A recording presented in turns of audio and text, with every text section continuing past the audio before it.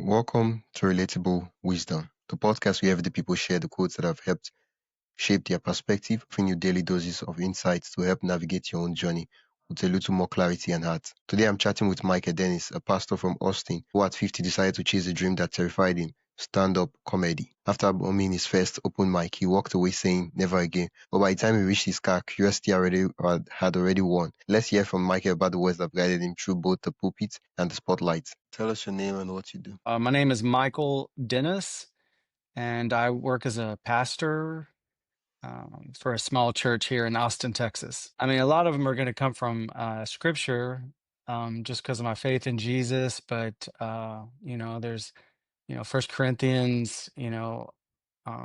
Whether you eat or drink or whatever it is you do, do it all for the glory of God. That's definitely a favorite quote. Okay. Is that like your all-time favorite? Yeah, that's probably been my favorite for the last 30 years. That's Okay. all time, Okay. yeah. I just want to confirm. Is that what you feel when you feel the? Just want to confirm. Confirm with Yeah. what? Okay. When you booked the meeting, you did fill in the form. Just want to check that if that's everything that's there. It's on your calendar. The event on your calendar. If you click on it, you see all the details you filled. When I booked the meeting. When you booked this meeting on my calendar, you fill the form before you booked it. I don't know that I did fill out the form. Did I? Are you asking or are you telling me? I'm telling you. Yeah. Okay, then I did. Okay. Yeah. Okay. So when you could you repeat the quote again and just explain what it means? Yeah, it's from Scripture. It's in the New Testament. And it's from a letter written by the Apostle Paul to a church in Corinth, which is in Greece. And this is a new church that's been started, but they're getting distracted by all the different things that are in the world. And so he writes to them and says, whether you eat or drink or whatever it is you do it all to the glory of God. Does that help? Yeah. It does help. It does help. I'm looking at this thing, and the what you put in the quote is the phone starts now. Is that not what I put in the form? Yeah. No. What you put in the form is the phone starts now. And Oh, the the explanation fun you put starts was, now. is like, I'm always waiting. Something is fishy here. Because now, for me, the issue is the fact that the both did not align. And so the question I'm asking is, okay, maybe I was the one that didn't ask the question well. Yeah, I get. Yes, I'm so Okay. sorry.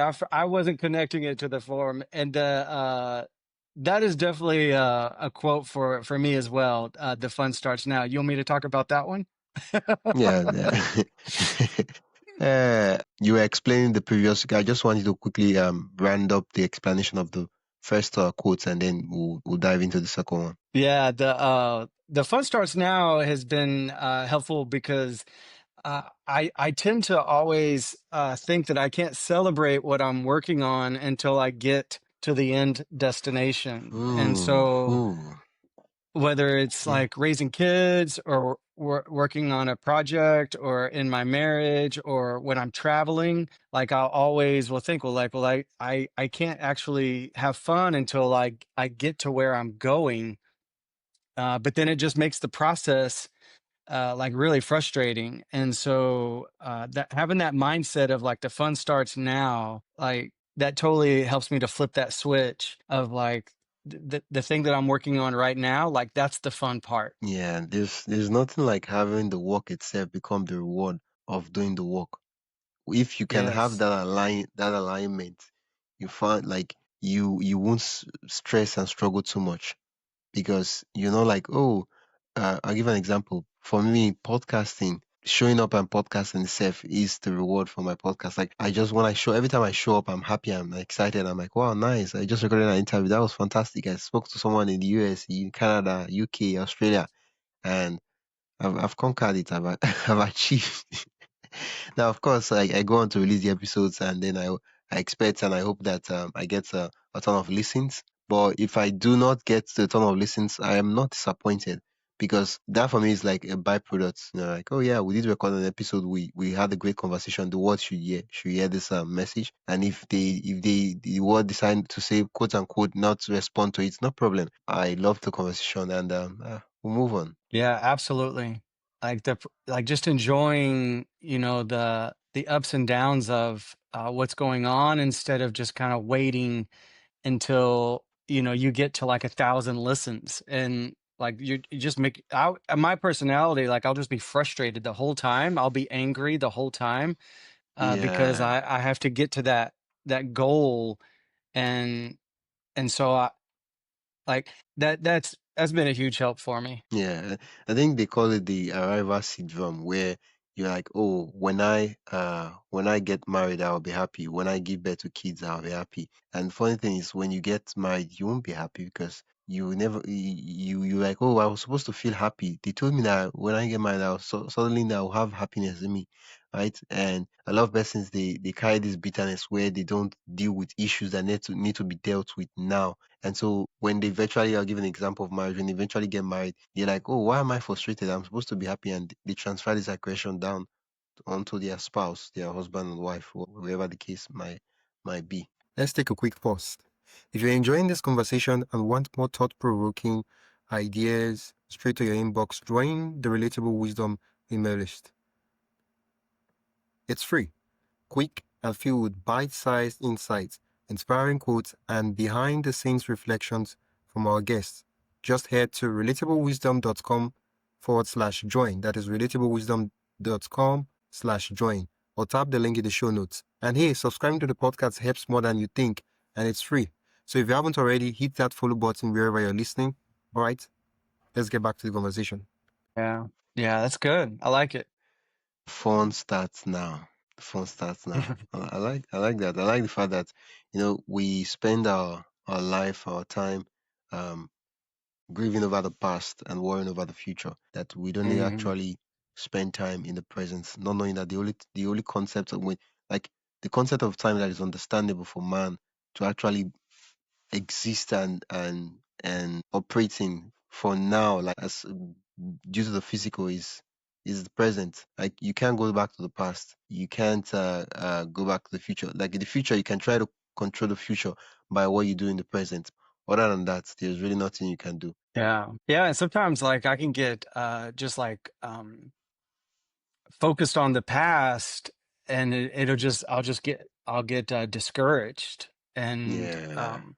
it's not going to be productive or fruitful and I'll think about like what went wrong and what like there's a certain measure to reflect on what happened in the past, but then there's also a point where it's not really going anywhere, and so that phrase drives me to the present of letting go of what happened in the past and really embracing where I am in the moment. Yeah, I feel like the what you're explaining right now is a distinction between it's okay to look at the past and say, okay, what happened? What did I learn from the past and all that, right? But the problem should be don't live in the past, right? A lot of persons are in the past. They're not in Hmm. the present.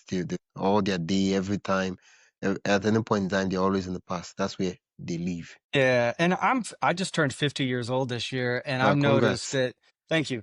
That when I think about the past, even the good things, sometimes I'll remember the good things being like better than they were. I almost romanticize like, and well, in the Yeah. past I used to be smarter or stronger or faster, and it's really not true. Like I'm just kind of creating this ideal of the past, and that's not helpful for me either. And those aren't even bad memories; those are good memories that I've kind of like exaggerated in my head. Yeah.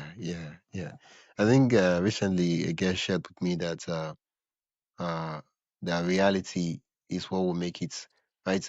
So what that means, it doesn't mean that we can change, of course, but just that people see the world how they want to see it. Mm. Yeah.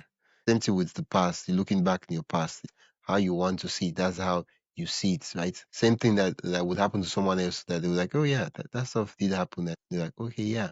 Someone else will see this. Yeah, this is why I'm like this. This is why I'm like that. Yeah, yeah, almost like yeah, trying to understand, like trying to define our present by how we see our past. Is that what you're talking about?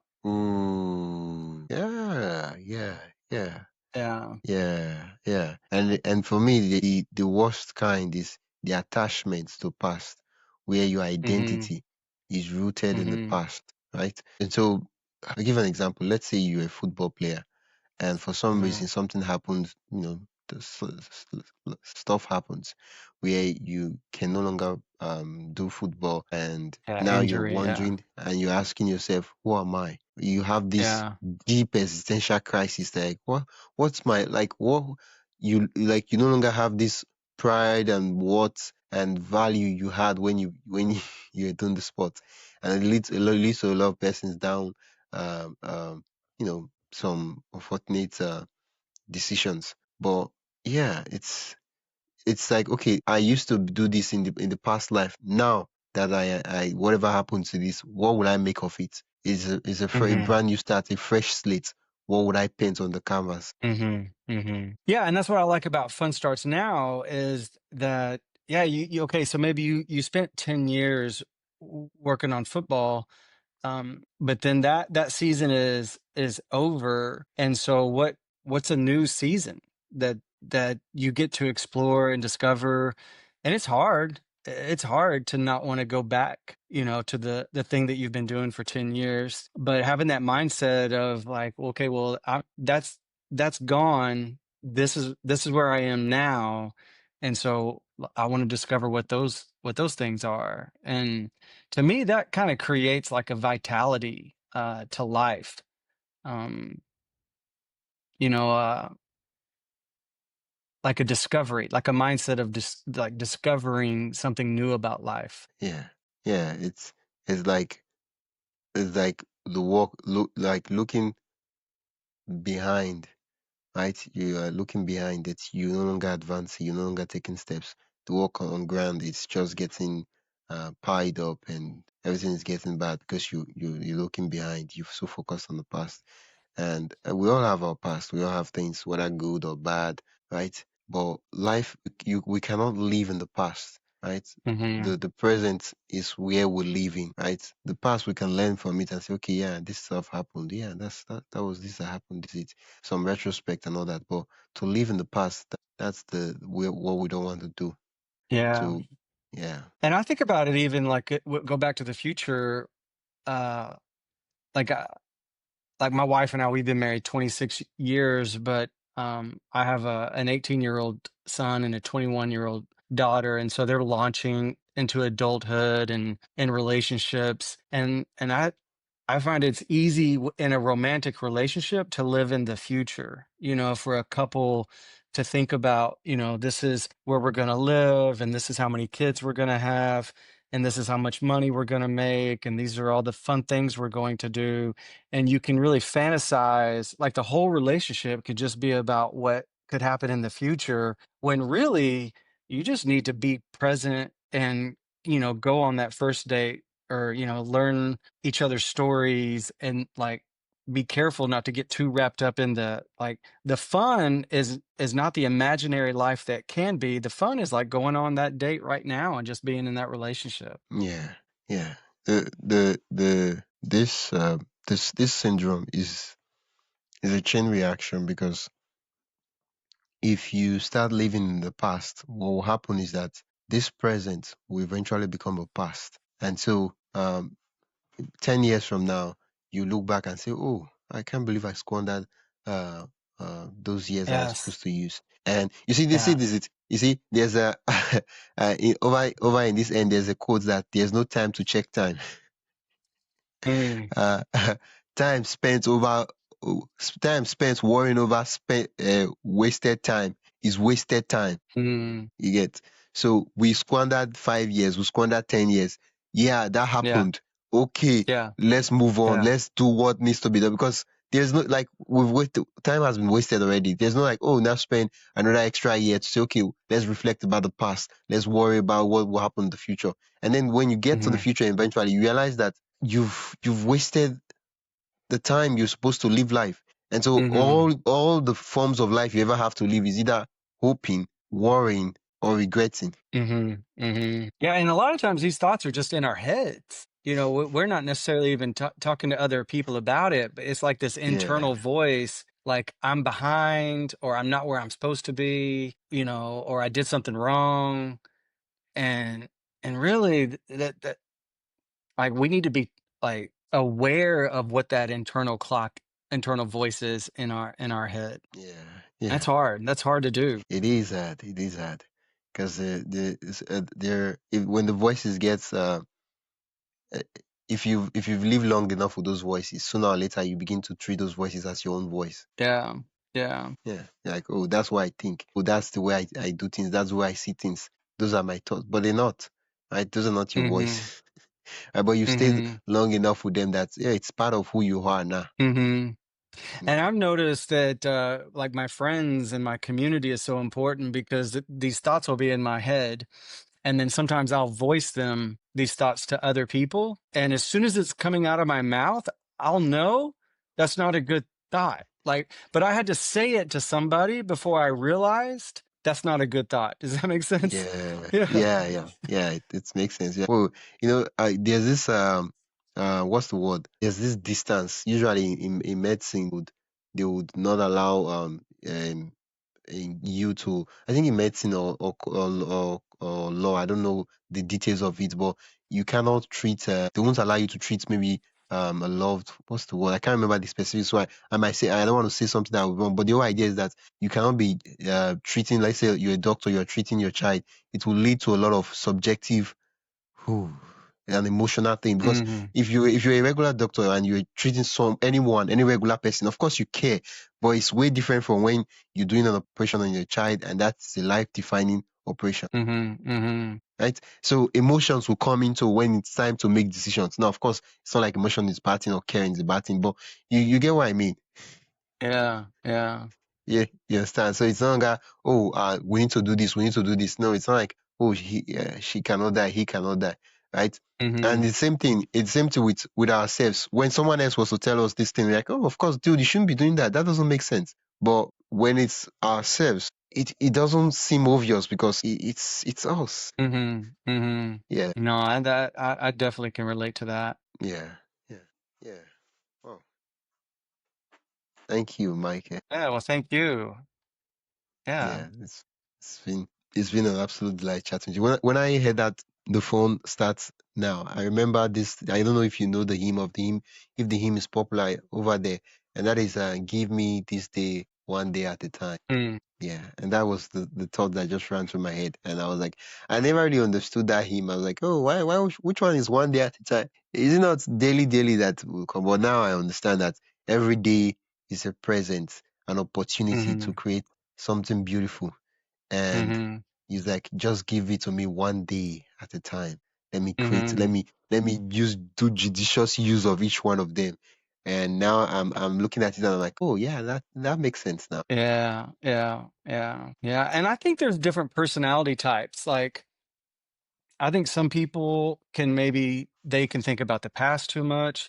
I think some people can think about the future too much. I think sometimes we can even think about the present, you know, that, but it's like where it's difficult to make decisions because we're thinking about every little detail, you know, about that decision, like in the present, and that hyper focus on the present can sometimes like create this paralysis of like where you don't end up making any decisions like in the moment because you're thinking about the. And so I think that's interesting to think about. Some personality types could be maybe more past driven or more future driven or more present driven. And so it really is trying to figure out how to kind of capture the best from those personality types so you can get the most out of it. Yeah, when if you look at it closely, you realize that even the present focused, they too they are scared of the future. Because now, if you're afraid to make decisions, it means you're scared of what the consequence Yeah. might be in the future, Yeah. right? And yeah, it's fun starts now, and the work starts now. Everything starts now, not on the future. now. So who do you find that you are processing these thoughts with? Is it your family? Is it friends? Who are those people in your life? Yeah, it's friends, and then sometimes I just say the words out loud. Oh, that's good. Yeah, sometimes I write them or I put them in my computer. Uh and so it's similar to like saying them out loud. Yeah. Yeah, yeah. You know when you write them, yeah, that's writing. Writing is a form of is an art that helps us to think and collect our thoughts. Right? You know, you have all the scattered thoughts, and now you put them down, and now you read it, and you're like, oh, like right. So sometimes you with writing you spend some time um extracting the deepest and the deepest of why, right? And you have, let's say for example, there's a task that's coming up that you feel like you should be doing, and you're like, okay, I don't want to do it. Why not? Mm. Okay. I'm like, oh well, okay, why? Why do you want to do it? Like, why? Like, and yeah, everybody's doing it. Why? You're not everybody. Must you do it? Why? And that way, it gets you to really, really drill down to realize that, dude, I don't even care about this thing. There's nothing important that I'm doing for this thing for. It's just because, oh, everybody's doing it. That's why I'm doing it. And I'm not happy doing it. Why should I be doing this in the first place? It's yeah, it's because there are a lot of things that are happening that they are should, would, could, have, and all those things, and you have to like sit down and ask yourself why is this thing like this? Why are we doing Hmm. this? Yeah. Oh, thanks for that for bringing up the recommendation of writing. And yeah, sometimes I feel with technology and all that, of course, writing is itself, it's sitting down and bringing out the thoughts, it has its relevance. But sometimes just sitting down and speaking it out loud, and there are a lot of tools that can transcribe it for you. And once in a while, you can go. Because what I do for me is, I write letter to my future self. 6 months from Oh. now, 3 months from now, 1 month from now, sometimes 1 year from now, 2 years from now. And when the letters come into my email box and I read it, and sometimes I might be in the heat of a very chaotic, like I'm like, oh, this stuff is really sad, it's really bad. I can't believe I'm going through this. And I write a letter to myself. I describe it word for word. I paint a very detailed picture of how much pain and everything I feel. And when the letter comes in 3 months from now, 6 months from now, I'm reading it and I'm like, wow. So I did feel such pain. I can't even remember. Even for this letter, I totally forgot. And that Yeah. itself puts things in perspective for me, because now when I'm facing something like that again, I'm like, okay, this too will pass. Hmm. Hmm. Yeah. Do you mean a literal letter, or is it an email, Yeah, or how do yeah. you do? There's a website called Future Me. So I go there, I write it, and depending on the date I put in, it will send the letter straight to my email, and so I will see it on that date. Oh, future me. I like that. I Yeah, like yeah, that.